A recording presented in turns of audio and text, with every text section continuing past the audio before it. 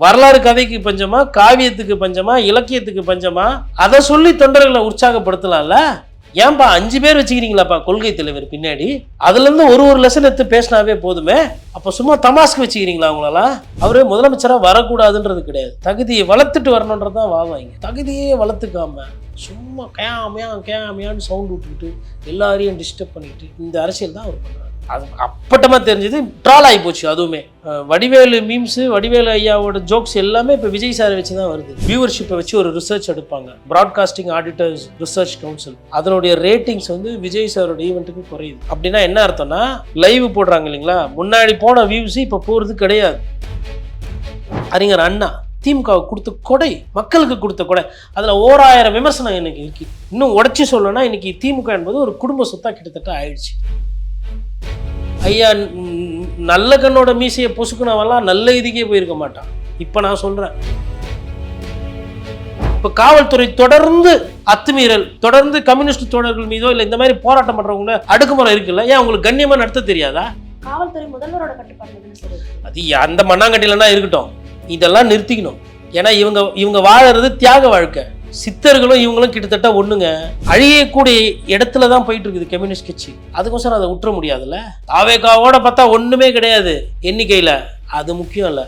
காட்டுல நிறைய சிங்கம் இருக்காது, கொஞ்சம் தான் இருக்கும். காட்டுல நிறைய புலி இருக்காது, கொஞ்சம் தான் இருக்கும். கரூர்ல என் மேல பழி போட்டீங்க, மனசாட்சி இருந்தா அப்படி பேசியிருப்பீங்களான்னு தேவைதான், முதல்வருக்கு தேவைதான், நல்லா வாங்கட்டும். ஏன்? ஆமா, நான் சொன்னேன், நான் ஃபர்ஸ்ட்ல இருந்து சொல்லிக்கிட்டு இருக்கேன். கரூர் நடந்த சம்பவத்தை அன்னிலிருந்து சொல்லிட்டு இருக்கிறேன். அவர் எஃப்ஐஆர்ல அவர் பேரை சேர்க்கணும்னு சொல்லிட்டு இருக்கிறேன். எஃப்ஐஆர்ல சேர்க்காம விட்டது யார் பண்ண தப்பு? முதல்வர் பண்ண தப்பு. நல்லது பார்த்தாரு, எதுக்கு பிரச்சனை, எதுக்கு பாவம் பார்த்தாரு, பாவம் புண்ணியம் பார்த்தாரு. சட்டத்துக்கு முன்னாடி பாவ புண்ணியத்துக்குலாம் வேலை கிடையாது. சட்டப்படி அது முறையா தவறுனா தவறு, சரினா சரி, நீதிமன்றம் பார்த்துக்கும். அது பொலிட்டிக்கல் டெசிஷன். கரூரோட எஸ்பியாலேயோ கரூரோட கலெக்டராலேயோ இல்லை அங்கே இருக்கிற ரேஞ்சு டிஐஜியாலோ விஜய் மீது தலைமையில் பாலிட்டிக்கல் கிளியரன்ஸ் வாங்காமலாம் எஃப்ஐஆர் போட முடியாதுங்க. நம்ம 1000 பேசலாம், இது பாலிடிக்ஸ் இன்வால்வ் ஆகும். ஏன்னா 42 பேர் இறந்துருக்குறாங்க. அப்போ அந்த இடத்துல பொலிட்டிக்கல் வில் யாரு கொடுக்கல? சங்கராச்சாரிய கொலை கேஸில் மர்டரில் சந்தேகப்படுறவங்க தூக்குனாங்கல்ல அம்மையார் ஜெயலலிதா. யாரா வேணா இருக்கட்டும், ஒட்டுமொத்த டெல்லியிலேருந்து காஞ்சியிலேருந்து இமயமலையிலேருந்து எல்லா மடமும் அப்படியே நாங்க அதை பற்றி ஐ டோன்ட் கேர். கொலை கேஸில் பேர் வருது, அவ்வளோதான். அதுதாங்க பொலிட்டிக்கல் வில்லு. எந்த நேரத்தில் எது அது இவர் பண்ணார். அதாவது அவர் வந்து ஏதோ ஒரு குணாதிசயத்தில் அவர் விட்டுட்டார். ஆனால் அவர் பண்ணது தப்பு தான். அந்த தப்புக்கு, ஸ்டாலின் சார் பண்ண தப்புக்கு இன்னைக்கு அவர் வந்து பழியை சுமக்கிறார். யாரால பழியை சுமக்கிறாரு? விஜய் சார் மேல இருக்கிற பழியை தூக்கி ஸ்டாலின் சார் மேல போடுறாரு. உண்மையான சம்பந்தப்பட்ட லேட்டா வந்து தன்னோட தொண்டர்களை மதிக்காம மிதியில சாவடிக்க அதை வேடிக்கை பார்த்தவர் தான் விஜய்.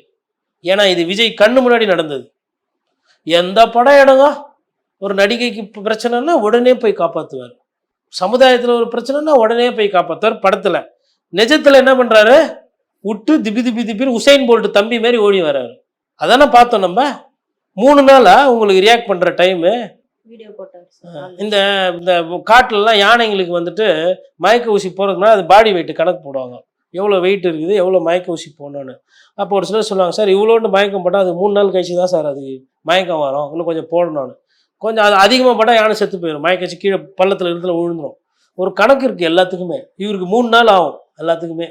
ஆனால் இவர் என்ன சொல்றது, அதாவதுங்க என்ன பேசணும், அந்த புல்கட்டு கதை தான்.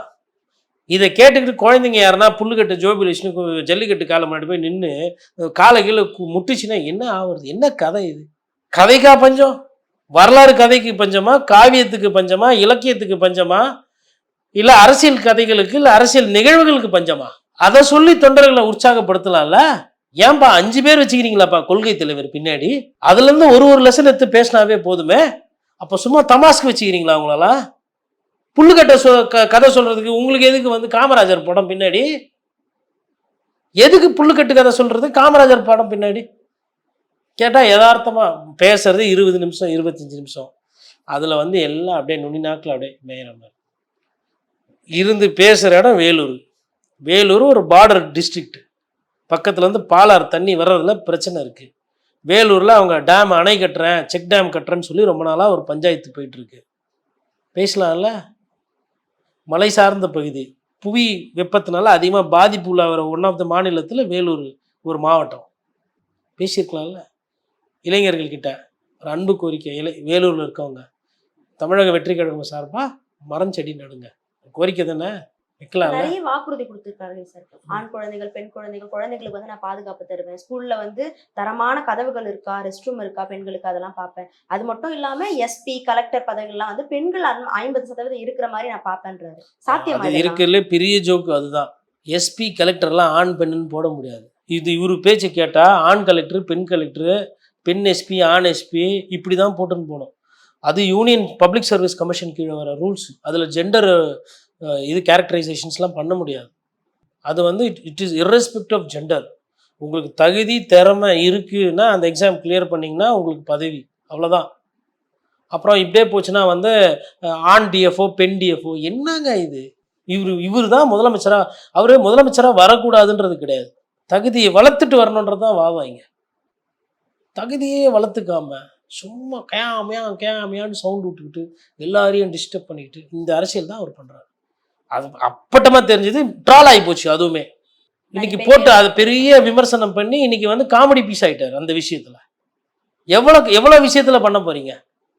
அன்றைக்கி வடிவேலு மீம்ஸு, வடிவேலு ஐயாவோட ஜோக்ஸ் எல்லாமே இப்போ விஜய் சாரை வச்சு தான் வருது.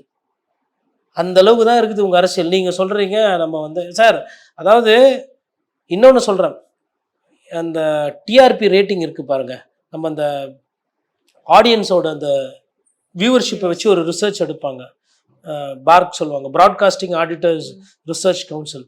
அதனுடைய ரேட்டிங்ஸ் வந்து விஜய் சாரோட ஈவெண்ட்டுக்கு குறையுது. அப்படின்னா என்ன அர்த்தம்னா, லைவ் போடுறாங்க இல்லைங்களா, முன்னாடி போன வியூஸு இப்போ போகிறது கிடையாது, கொஞ்சம் கொஞ்சமாக குறையுது. ஏன்னா மக்கள் பார்க்க பழகிடுறாங்க. பழகுனா சாதாரணமாகிடுவார், ஆனால் அவர் சாதாரணமாக ஆகக்கூடாது அப்படின்னு அவங்களுக்கு யாரோ சொல்லிக்கிறாங்க. சார் நீங்கள் ப்ரீமியம் சார், நீங்கள் இப்படி தான் சார் இருக்கணும், ரோல்ஸ் ராய்ஸ் கார் மாதிரி சார், நிறைய ரோல்ஸ் ராய்ஸ் ஆகிட்டா மரியாதைலாம் போயிடும். இதுதான் அவங்களோட ஒரே பிராண்டிங், ஒரே ஸ்ட்ராட்டஜி. ஜனங்க அதெல்லாம் பார்த்துக்கிட்டு இருக்கிறாங்க. அவர் ஸ்டாலினை மட்டும் தானே கேள்வி எழுப்புறாரு, உதயநிதி ஸ்டாலின் எதுவுமே கேளுங்க, வலிங்க அவங்களும் ஆரம்பிக்கும்ல. நீங்கள் மாற்று தானே, எல்லாரையும் தானே ஒரே தேர்தலில் எல்லாரையும் பிளாஸ்ட் பண்ண போகிறீங்களா? இப்போ அவங்கெல்லாம் பிளாஸ்ட் பண்ணுவாங்க. இவர் பச்சக்குன்னாரு. இப்போ அங்கே வந்து நேற்று வந்து டபக்குன்னு ஓட்டு போடுங்க, 10,000 ரூபா டபக்குன்னு கிரெடிட் ஆகும்னு கடம்பூர் ராஜு பேசிட்டு இருக்காரு. அது பஞ்சு டைலாக் ஏதோ நமக்கு தான் வரும்னு கிடையாது, எதிர் சைட்ல இருந்தும் வரும். இன்னும் நாம் தமிழர் கட்சியும் இன்னும் மெருகேற்றிட்டு இருக்கிறாங்கல்ல, அவங்கன்னா விட்டு வேடிக்கை பார்ப்பாங்களா? அவங்களோட வாக்கு விகிதாச்சாரம், அவங்களோட அந்த போட்டின்றது தானே முக்கியம். இப்போ எஸ்பி வேலுமணி பற்றி சொன்னீங்க, அவர் இப்போ சமீபத்தில் என்ன சொல்லியிருக்காருன்னா, டிவிகேக்கு போனவங்க திரும்பி வந்தா வரலாம், அதிமுகவில் இருக்கிற மரியாதை வேற எங்கேயுமே கிடைக்காதுன்ற மாதிரி ஒரு ஸ்டேட்மெண்ட் சொல்லியிருக்காரு. எதனால இப்படி சொல்லியிருக்காரு? யாருன்னா போய் சொல்லியிருப்பாங்க, செங்கோட்டையன் அவர்கள் அங்கே மரியாதை இல்லை, கொஞ்சம் மனசு கஷ்டத்தில் இருக்கிறாரு, அவங்க எல்லாமே ஆதரவு, அதுக்கப்புறமா ஜானவரையசாமி போன்றவர்கள் தான் ஆதிக்கம் செலுத்துகிறாங்க, புஷியானந்து பொதுச் செயலாளர்ன்றனால அவருக்கு தெரியல, அவருக்கு தனி ட்ராக்கு, உங்களுக்கு போதிய அளவுக்கு மரியாதை எல்லாம் நீங்கள் வந்துருங்க அப்படின்னு சொல்லிட்டு, மேபி நான் அப்படி தான் பொலிட்டிக்கலாக தான் பார்க்குறேன்.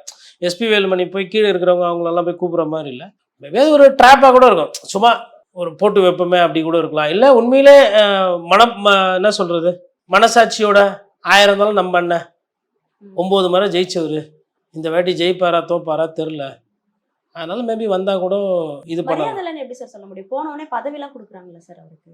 போனவொடனே பதவி கொடுத்தாங்க. வேலூரில் சேரு குத்திங்களா? வேலூரில் எங்கே இருந்தார் அவர்? வேலூரில் அட்லீஸ்ட் அவரை காட்டினீங்களா? அம்மையார் ஜெயலலிதா வந்து அப்படி தலைமை கழகத்துக்குள்ளே வரும்போது செங்கோட்டையன் அப்படின்னாங்கன்னா எங்கேருந்து ஓடி வர்றாருன்னு தெரியாது, எதிரில் இருக்கவங்கள தெரியாத அளவுக்கு வந்து அப்படி நிற்பார். வந்து நின்னவுடனே ஒரு ஆர்மி ஜெனரலுக்கு ரெஸ்பாண்டிங் லெஃப்டினன்ட் கர்னல் மாதிரி இருக்கும் அந்த கான்வர்சேஷன். அப்படி சொல்லுவாங்க. அதாவது என்னோட தளபதி, என்னோட விஸ்வாசி அப்படின்னு. ஒரு சில நேரத்தில் அம்மையார் ஜெயலலிதா கிட்ட அந்த வாரிசு அரசியல்கள் இல்லை அந்த குடும்பத்தில் இருந்தவங்கலாம் போயிட்டு காலில் அவங்க ஆசீர்வாதம் வாங்குறாங்கன்னா அவங்ககிட்ட ஒரு சில விஷயம் எனக்கு பிடிக்காது, ஒரு சில விஷயம் பிடிக்கும். அந்த காலில் விழுறத விரும்புவாங்க, அது எனக்கு பிடிக்காது. ஆனால் எழுந்தோடனே ஒன்று சொல்லுவாங்க, உங்கள் அப்பா மிகப்பெரிய விஸ்வாசி, என் மேலே ரொம்ப விசுவாசமாக இருப்பார், அவர் அளவுக்கு வர முடியுமா தெரியாது, ஆனால் கட்சியை பார்த்துக்கோங்க அப்படின்வாங்க. என்னன்னா 2 செய்தி. ஒன்று உங்கள் அப்பாவோட உச்சத்தையும் உங்கள் அப்பாவோட அந்த உழைப்பு அளவுக்கு நீ வர முடியுமா, விசுவாசத்தை கட்சி காட்ட முடியுமா எனக்கு தெரியாது. என் மேலேயும் கட்சி மேலே இருப்பான். அந்த அளவுக்கு இல்லைனாலும் ஏதோ பார்த்துக்கோங்க, கட்சியை பார்த்துக்கோங்க அப்படின்னா அது என்னன்னா, நான் இன்னைக்கு இருப்பேன் நாளைக்கு இல்லாமல் போயிடுவேன். கட்சின்றது உங்களுது, உங்கள் அப்பா இந்த கட்சியில் தான் இருந்தார், நீ அந்த கட்சியை பார்த்துக்கன்னு சொல்லி அந்த செய்தி. இப்போ எதுக்கு அதை வந்து நம்ம இந்த இடத்துல சொல்கிறோன்னா, செங்கோட்டையன் இந்த மாதிரி பல வருஷமாக அந்த கட்சிக்கு ஒழிச்சவர் தான். அப்போ அதெல்லாம் பண்ணிட்டு இப்போ இன்றைக்கி போயிட்டு ஒரு கருத்து வேறுபாடுலாம் அங்கே இப்போ கேசிபி பழனிசாமி கூட தான் நீக்க வச்சுருந்தாங்க. அவர் இன்னுக்குமே வந்து பதவி இருக்கும், கட்சியில் சேர்க்குறாங்களோ இல்லையோ அந்த நிலைப்பாடில் கரெக்டாக இருக்கார்ல. எடப்பாடி பழனிசாமி எனக்கு பிடிக்காது, ஆனால் இன்றைக்கி அதிமுகவோட பொதுச் செயலாளர் எடப்பாடி பழனிசாமி தான், அவர்கிட்ட தான் கட்சி இருக்குது. அவர் திமுகவை எதிர்க்கணும், ஏன்னா திமுகவுக்கும் எங்களுக்கும் பழைய பகை. அந்த இடத்துல அவர் இருக்கிறாரு, அவரும் எதிர்க்கணும், அதுதான் நிலைப்பாடு. ஆனால் நிலைப்பாடுன்றது வந்துட்டு இப்போ டிடிவி தினகரன் இருந்தார், போனார் ஒதுங்கினார் வந்தார். இப்போ நிலைப்பாடு சரியாக போச்சுல்ல. இப்போ அதிமுக தொண்டை டிடிவி தினகரனை பார்த்தோன்னா அண்ணன் டிடிவின்றவாப்ல கையை தூக்கி. ஏன்னா நீங்கள் வச்சிருக்கிற அம்புல நீங்கள் திமுக மேலே விடுவீங்க. எனக்கு எதிரி, உங்களுக்கு எதிரி, எதிரிக்கு எதிரி நண்பன், என்னோட எதிரியை வீழ்த்துறதுனால நீ என்னோட அண்ணன், அப்படி போயிடும். ஆனால் இவர் அதிமுக தோக்கணுன்ட்டு தானே செங்கோட்டையன் அங்கே போய் வேலை பார்க்குறாரு. அப்போ நான் இறந்தா கூட என்னோட பூத உடல் மேலே அதிமுக கொடி தான் இருக்கும்னு நீங்களும் வைத்திலிங்கெல்லாம் சொன்னீங்களே, அப்போ அதெல்லாம் பூரா பொய்யா? எதுக்கு கம்யூனிஸ்ட் தலைவர்கள் மாதிரி நீங்கள் அப்போ அந்த பேச்சு பேசினீங்க? ஐயா நல்லகண்ணு சங்கர் ஐயா சொல்ல வேண்டியதில்லை, சொன்னதும் கிடையாது. ஏன்னா அவங்களுக்கு தெரியும் காசுக்காகவும் தங்களோட குடும்ப தேவைகளுக்காகவும் கட்சி மாறுற இனம் அது அல்ல. அதே கம்யூனிஸ்ட் கட்சியில் இருக்கிற தலைவர்கள் வேண்டி மாற மாட்டேன்றாங்க, அவங்க அரசியல்வாதி இல்லையா? எவ்வளோ மட்டமான ஆட்கள் நீங்கள் தெரியுதா கட்சி விட்டு அடிக்கடி கட்சி மாறுறது? ஒரு வாட்டி மாறலாங்க, 5 வருஷத்துக்காக மாறுவீங்க. அதுவும் எனக்கு இந்த டி நகர் சிபிஐ ஆஃபீஸு இல்லை இங்கே பெரம்பூரில் சிபிஎம் ஆஃபீஸ்லாம் இப்போ போய் பார்த்துட்டு அங்கே இருக்கிறவங்கள பார்த்துட்டு இவங்களை பார்க்கும்போது கோபமாக வருது. இந்த அரசியல்வாதிகளை அவங்களதான் சாமி அரசியல் நடத்துகிறாங்க, மக்களுக்காக அரசியல் நடத்துகிறாங்க, காசு பணத்துக்காக அரசியல் பண்ணல. மண்டிடாத மார்க்சிசம்னு அவங்களால சொல்ல முடியும். இன்னைக்கு நல்லகண்ணு செத்து போயிட்டாரு, செத்து போயிட்டாலும் அந்த உணர்வு அந்த துடிப்பில் வந்து நாளைக்கு நம்ம கட்சி இன்னும் ஆயிடும், நம்ம கட்சி கரைஞ்சு போயிடும் அப்படின்றது இல்லை. சித்தாந்தம் காப்பாற்றும். எவனோ ஒரு சின்ன பையன் அந்த சிவப்பு கொடி தூக்கி பிடிப்பான், அது 2% இருந்தாலும் அது நிற்கும், அது அது அது வந்து பட்டு போவாதுன்ற அந்த நம்பிக்கை இருக்கு பாருங்க, அதுதான் கட்சி. அம்மையார் ஜெயலலிதா சும்மா சொல்லிட்டு போனாங்களோ இல்லை கனவு நினச்சிட்டு சொல்லிட்டு போச்சா அந்த மாதிரி தெரியாது. எனக்கு பின்னாடி 100 ஆண்டு காலம் வாழணும் அப்படின்னா ஒரு கட்சி என்பது அறிஞர் அண்ணா திமுகவுக்கு கொடுத்த கொடை, மக்களுக்கு கொடுத்த கொடை. அதில் 1000 விமர்சனம் எனக்கு இருக்கு. இன்னும் உடச்சி சொல்லணும்னா இன்னைக்கு திமுக என்பது ஒரு குடும்ப சொத்தா கிட்டத்தட்ட ஆயிடுச்சு. அதெல்லாம் இருந்தாலும் நானும் சொல்லுவேன், திமுக ஒரு பொதுமக்களுக்கு அண்ணா கொடுத்த ஒரு கொடை, அது பொது சொத்து. சரி செய்யறதுக்கு என்ன பண்ணுறதான் பார்க்கணும். அப்போ அது கட்சி என்பது ஒரு கட்டுப்பாடோட தொண்டர்கள் வந்து ஒரு எழுச்சி உணர்வு அப்படி இருந்தால் தான் அது கட்சியாக மாறும். இப்போ தாவேக்கா வந்து அது ஒரு ரசிகர்கள் கூட்டத்தோட ஒரு பட்டாளம். அதை வந்து நீங்கள் வெட்டுக்கிளி மாதிரியும் பார்க்கலாம். ஒரு விவசாய நிலம் இருக்குன்னா அந்த வெட்டுக்கிளி கூட்டம் இல்லை காலக்கேயர்கள் கூட்டம் வந்து எப்படி படத்தில் காட்டுவாங்க, மொத்தமாக முடிச்சுட்டு போயிடும். அந்த மாதிரி பண்ணிக்கிட்டு இருக்கிறாங்க அவங்க அரசியல் மயப்படுத்தப்படும். இப்போ தோழர் நல்லக்கண்ணு அவர்களை பத்தி பேசியிருந்தோம் சார்.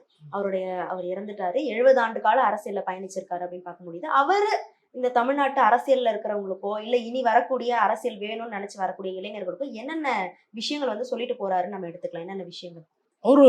அவரே ஒரு லெசன், அவர் வாழ்க்கையே அவர் வாழ்வியலே ஒரு லெசன். அதாவது இவ்வளோ அரசியல் ஆளுமைகள் இருந்தும் சொந்தமாக வந்து ஒரு பெரிய வீடு, ஒரு பங்களா, ஒரு காரு இல்லை, சாதாரணம் கவர்மெண்ட் ஜெனரல் ஆஸ்பத்திரிக்கு நல்ல கண்ணு இல்லைன்னா நேற்று முதலமைச்சர் போய் பார்த்துருப்பாரா? அது தேவை இருக்கா? நான் எதுக்கு ஜிஹெச்லாம் போய் பார்க்கணும்? அதான் அமைச்சர் இருக்கிறாரு மாசு. நான் இருக்கிற அதாவது கம்யூனிஸ்ட் தலைவர்கள் எல்லாருமே மருத்துவமனை பொது மருத்துவமனையில் தான் போய் படுக்கிறாங்க. நான் ஸ்டேட் பியூரோ மெம்பரு, நான் பொலிட்டிக்கல் பியூரோ மெம்பரு, நான் ஸ்டேட் எக்ஸிக்யூட்டிவ் கமிட்டி, நான் முன்னாள் பாராளுமன்ற உறுப்பினர், நான் எம்எல்ஏ, அதெல்லாம் இல்லை.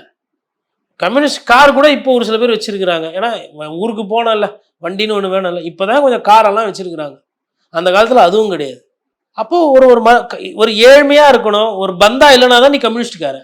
நீ எவனா வேணா இரு, நீ பெரிய பணக்காரனா இரு, நீ யாரா வேணா இரு. அங்கே உள்ளே வரும்போது உன் அந்தஸ்தெல்லாம் கைட்டு வெளில வச்சுட்டு தான் உள்ளே வரணும். அப்போ தான் நீ காம்ரேடு. நீ போகிற பாதியில் 4 பேரை வழியில் நிறுத்தின்னு போய் இன்னொரு காம்ரேடு வந்து காம்ரேடு தள்ளுங்கன்னு தள்ளுவான். அண்ணன் மேலே ஏன் கை வச்சா யார் தெரியுமா? அந்த சீன் போடுறதுக்கெலாம் அங்கே வேலை கிடையாது. நீ பெரிய டேஷாக இருந்தால் போய் களத்தில் காட்டு. மக்களுக்கு போராட்டம், செவிலியர் போராட்டமா, தூய்மை பணியாளர்கள் போராட்டமா, விவசாயி போராட்டமா, அங்கே போய் நீ கம்யூனிஸ்டுக்காரன்றதை காட்டு. கட்சி ஆஃபீஸில் இந்த பந்தா பண்ணுறது, சீனை போடுறது, அதே கிடையாது. இது எல்லாம் எங்கிருந்து வருது? ஐயா சங்கரையா போன்றவர்கள், நல்லகண்ணு போன்றவர்கள் அவங்க பண்ணது. அந்த மனுஷன் சுதந்திர போராட்டத்துக்கு போராட்டம் பண்ணதை ஒரு நாளும் சொன்னது கிடையாது. வெளியில அவர் பண்ண போராட்டம் இது என்னால நடந்தது, இது என்னால நடந்தது என்னைக்குன்னா சொல்லியிருப்பாரா? வெளியில தற்பெருமை அடிச்சிருப்பாரா? தன்னோட மீசை பொசுக்கப்பட்டது கூட ஒரு பிறந்த நாள்ல கூட இருக்கிற தோழர் வந்து சொல்றாரு மேடையில. ஆமா, அவரோட மீசையை வந்து பொசுக்கப்பட்டது, அதுக்கப்புறம் அவர் மீசையை வளர்க்கல. ஆமா, அவர் என்ன நினைக்கிறாரு? நம்மளாம் வீரமா நினைப்போம், இது இருந்தா காவல்துறை இருக்கிற பேமானி புடுங்குறான், எனக்கு அது வேணாம், பொதுமக்களுக்காக நான் போறேன். அன்னைக்கு இருந்த அந்த காவல்துறையிலனா ஐயா நல்ல கண்ணோட மீசையை பொசுக்குனவெல்லாம் நல்ல இதுக்கே போயிருக்க மாட்டான். இப்ப நான் சொல்றேன், இதெல்லாம் பாவம். நீங்க ஒரு கம்யூனிஸ்ட்காரர் போராட்டம் பண்றாரு, கொள்றாரு. இன்னைக்கு கூட பாக்குறேன், அன்னைக்கு வீடு இல்லாதவங்க வீடு இடிக்கிறாங்க ஜேசிபி வச்சு மாநகராட்சியிலேருந்து. திமுக கூட்டணி தான். தோழர் செல்வா வந்துட்டு சிபிஎம்ல வந்துட்டு போய் போராட்டம் பண்றாரு. சொக்காயை பிடிச்சி அப்படியே வலிக்கிறார் ஒரு காவல்துறை அதிகாரி. கையை போட்டு முறுக்குறாப்புல, செல்வா வள்ளியில துடிக்கிறாப்புல. கை போச்சு, நீயா கொடுப்ப? யாருக்கு போராட்டம் பண்றாப்புல? நீ வாங்குற சம்பளம் எங்கிருந்து வருது? இப்ப காவல்துறை தொடர்ந்து அத்துமீறல், தொடர்ந்து கம்யூனிஸ்ட் தோழர்கள் மீதோ இல்லை இந்த மாதிரி போராட்டம் பண்றவங்க அடுக்குமுறை இருக்குல்ல, ஏன் உங்களுக்கு கண்ணியமா நடத்த தெரியாதா? அரை மணி நேரம் போராட்டம் போட்டு பண்ண போறாங்க அவங்க அதிகபட்சம், மேபி அவ்வளவுதானே? இல்லை நீங்க போயிட்டு அந்த ஏரியாவில் இருக்க மேலே இருக்கிற தலைவர் நீங்க சொன்னா கேட்க மாட்டாங்க. அவங்களோட தலைவர் வந்து மேலே இருக்கிறவங்க சரிப்பா அவங்க பேச்சுவார்த்தை கூப்பிடுறாங்க, போகலாம். காவல்துறை முதல்வரோட கட்டுப்பாட்டில் தானே சார் இருக்கு. அது அந்த மண்ணாங்கட்டிலன்னா இருக்கட்டும், இதெல்லாம் நிறுத்திக்கணும். ஏன்னா இவங்க வாழறது தியாக வாழ்க்கை. சித்தர்களும் இவங்களும் கிட்டத்தட்ட ஒண்ணுங்க. என்னடா பத்திரிகையாளர் ஆன்மீகத்தையும் இதையும் அப்படி கிடையாது. சித்தருங்க என்ன நினைப்பாங்க? இப்போ ஒரு சிவலிங்க அடிகளார் இருக்கிறாரு, அதை நினச்சிக்கிட்டு தியானம் பண்ணிட்டு ஓகே ஆன்மீகம் அவ்வளோதான் என் வாழ்க்கை, இதுதான். யாருன்னா வந்தால் பார்க்குறது சீக்கிறது, இருந்தால் சாப்பாடு, இல்லைன்னா துறவரம், ஆண்டி, ஒன்றும் கிடையாது. திருவோடு, அவ்வளோதான். தெரிஞ்சதெல்லாம் இறை நம்பிக்கை, எல்லாம் நல்லா இருக்கணும், நானும் நல்லா இருக்கணும், அவ்வளோதான். கிட்டத்தட்ட இவங்களும் அதான். இவங்களுக்கு சோறு இருக்காது வீட்டில், ஆனால் வேற எங்கன்னா போராட்டம்னா புரட்டு போவாங்க. எண்ணிக்கை ரொம்ப கம்மிங்க. அழியக்கூடிய இடத்துல தான் போயிட்டு இருக்குது கம்யூனிஸ்ட் கட்சி. அதுக்கோசரம் அதை விட்டுற முடியாதுல்ல. தாவேகாவோட பார்த்தா ஒன்றுமே கிடையாது எண்ணிக்கையில், அது முக்கியம் இல்லை. காட்டில் நிறைய சிங்கம் இருக்காது, கொஞ்சம் தான் இருக்கும். காட்டில் நிறைய புலி இருக்காது, கொஞ்சம் தான் இருக்கும். அந்த மாதிரி இது உணர்வுபூர்வமானது. அதனால் இதெல்லாம் வந்து நீங்கள் உண்மையிலே ஐயா நல்லக்கண்ணை மதிக்கிறீங்க, இல்லை சங்கரையா போன்றவர்கள், இல்லை கம்யூனிஸ்ட் சுதந்திரவாதிகள், இல்லை இந்த நாட்டுக்காக சுதந்திர போராட்டத்தில் கலந்துக்கிட்டவங்களெல்லாம் நீங்கள் மதிக்கிறீங்கன்னா, காவல்துறை வந்து பொதுமக்கள் மீது கண்ணியமாக நடந்துடும். அதாவது அவன் பிரச்சனை இல்லாமல் பொது பிரச்சனைக்குன்னு போராடுறான் பாருங்க, அதுக்கு வந்து பண்ண. இந்த குடிச்சிட்டு வண்டி ஓட்டின்னு போகிறவன், ரிவர்ஸில் எடுக்கிறான், அவன் பிடிச்சி 4 வெளுக்கணும். பொதுமக்களுக்கு அச்சுறுத்தல், திருட, கஞ்சா விற்கிறவன், அபின் விற்கிறவன், நீங்கள் என்ன வேணால் பண்ணுங்க ஐயா, மீசையை பிடிச்சி போடுங்க, மொட்டை அடிங்க, அது நீங்களாச்சு கோர்ட்டாச்சு. ஆனால் இந்த மாதிரி பொதுமக்களுக்காக வந்து போராடுறவங்க கிட்ட கொஞ்சம் கண்ணியமாக நடத்தணும். அதுதான் இப்போ நீங்கள் கேட்டீங்கல்ல செய்தி, அதுதான் வந்து இளைய சமுதாயம் இதெல்லாம் பார்த்துக்கணும். இப்படிலாம் இருந்திருக்கிறாங்க. அவங்களுக்கு வந்து வறுமை வந்து அவங்கக்கிட்ட இருந்தது, ஆனால் அதை அவங்க விரும்புனாங்க. பணம் சம்பாதிக்கணும்னா சம்பாதிச்சுக்கலாம். டெண்டர்னா என்னன்னு தெரியாத ஒரு இனம், தனக்குன்னு சிபாரிசு வாங்கிக்கினதில்ல. 30 வருஷம் 40 வருஷம் அரசியல் வாழ்க்கையிலேருந்து வீடு இல்லாமல் இருந்திருக்கிறாங்க. வீடு கொடுத்தா வேணான்றான், 10 லட்ச ரூபா பணம் கொடுத்தா கூட 5000 போட்டு திருப்பி கொடுக்குறான். கட்சி நிதி கொடுத்தாலும் கட்சி இதுக்கு மேலே நான் இருந்தா என்ன, இல்லை கட்சிக்கே திருப்பி கொடுக்குறேன்னு கொடுத்துட்டு போகிறான். இதெல்லாம் வந்து படிக்கணும், பார்த்து தெரிஞ்சுக்கணும். அதுவும் இன்னைக்கு இருக்கக்கூடிய அரசியல் தலைமுறைகளுக்கு அந்தந்த கட்சி வந்து கம்யூனிஸ்டை கொஞ்சம் சேர்க்கணும். நீங்கள் கம்யூனிஸ்ட்வாதியாக மாறி ஒன்றும் கீக்க வேணாம். கம்யூனிஸ்ட் தோழர்களை மதிப்பு மரியாதையாக நடத்தினாவே போதும். இப்போ பாருங்க, இப்போ கூட்டணியில் புதுசாக வந்தவங்களாம் தூக்கி நிறைய கொடுப்பாங்க. கம்யூனிஸ்ட்டுக்கு தோழர் குறைச்சிக்கங்க, தோழர் குறைச்சிக்கங்க தோழர்னுவாங்க. அதுதான் அவலம் இந்த நாட்டில். அதிமுகவோட பொதுச் செயலாளர் 3ஆம் கட்ட வாக்குறுதி வந்து கொடுத்திருக்காரு. முதல் கட்டத்துல வந்து மகளிருக்கு வந்து 2000 கொடுப்பாரு, 2வது கட்டத்துல வந்து வருஷத்துக்கு 3 கேஸ் கொடுப்பேன் அப்படின்லாம் சொன்னாரு. இப்ப என்ன சொல்லியிருக்காருன்னா, எனக்கு நீங்க ஓட்டு போட்டு ஜெயிக்க வச்சீங்கன்னா வந்த உடனே வந்து 10,000 கருணை தொகைன்னு சொல்லியிருந்தாரு. அதுக்கப்புறம் அந்த கருணை தொகை இல்ல, அது உதவி தொகைன்னு மாத்திருக்காரு. இந்த வாக்குறுதிகள்லாம் கொடுத்திருக்காரு, எப்படி பாக்குறீங்க? கருணை தொகைன்ற வார்த்தையே உதவி தொகைன்னு மாத்தினாரு. கருணை தொகைன்னா பொதுவாக வீட்டில் எதனா வந்து ஒரு துர்பாகியமான சம்பவம் நடந்துச்சுன்னா அதுக்கு கொடுக்கப்படுறது தான் அந்த கருணை தொகைன்ற ஒரு பேச்சு வரும். வீட்டில் யாரோ தவறிட்டாங்க, இல்லை வீட்டில் ஏதோ அசம்பாவிதம் ஆயிடுச்சுன்னு, அதனால் அது வந்து ஒரு ஸ்பெல்லிங் மிஸ்டேக்கோ, அது ப்ரூஃப் பார்த்தவங்க சரியாக பார்க்கலாம், அதனால் அதை வந்து மாற்றி, அது வந்து எரர், மிஸ்டேக். பட் அந்த தொகை என்பது இன்னைக்கு என்ன நடக்குதுன்னா, பணம் கொடுத்து வாக்கை வந்து பெறணுன்ற ஒரு அரசியல் இன்னைக்கு இருக்குது. அதாவது இப்போ நம்ம கம்யூனிஸ்ட் சித்தாந்தத்தை பேசும்போது, கம்யூனிஸ்ட் சித்தாந்தத்திலிருந்து இன்னைக்கு திராவிடம் எங்கே வேறுபடுதுன்னா, ஏழையின் இறைவில் இறைவனை காண்போன்ற மாதிரி ஒரு ஒரு ஒரு விஷயத்த சொல்லிட்டு பணத்தை டைரெக்டாக குத்துறது. அப்போ வரியையும் வாங்கிக்கிறது, அவங்க பணத்தையும் வாங்கி அவங்களுக்கே திருப்பி கொடுக்கறது. இதுதான் நடக்குது.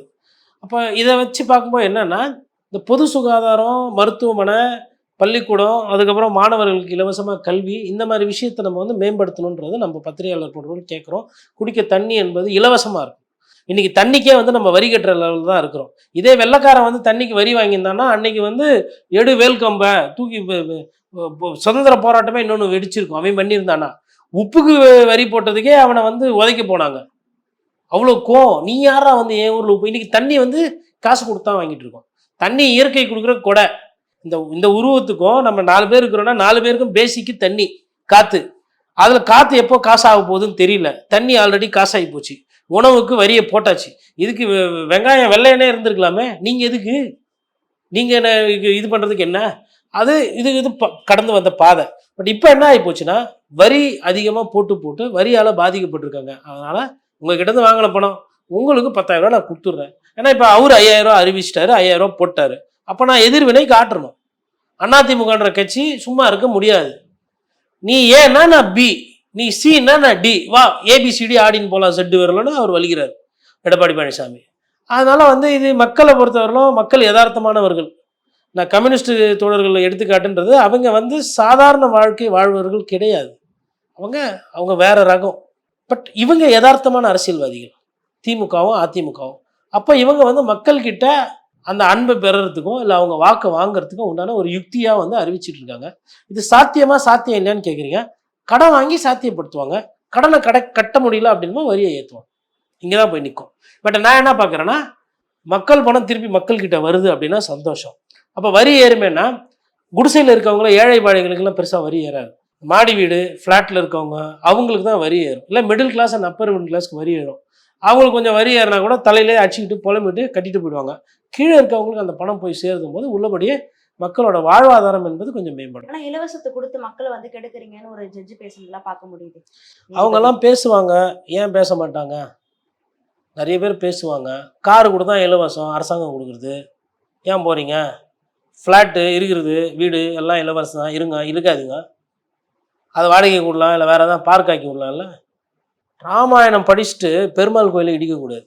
இலவசத்தை பற்றி பேசுகிறவங்க நிறைய பேர் பார்த்திங்கன்னா இலவசமாக நிறைய விஷயங்கள் அனுபவிக்கிறவங்க தான். அந்த வெள்ளை காலரில் அப்படியே அழுக்காகாமல் வேலை பார்க்குறவங்க நிறைய பேர் இலவசத்துக்கு எதிரானவங்க தான்.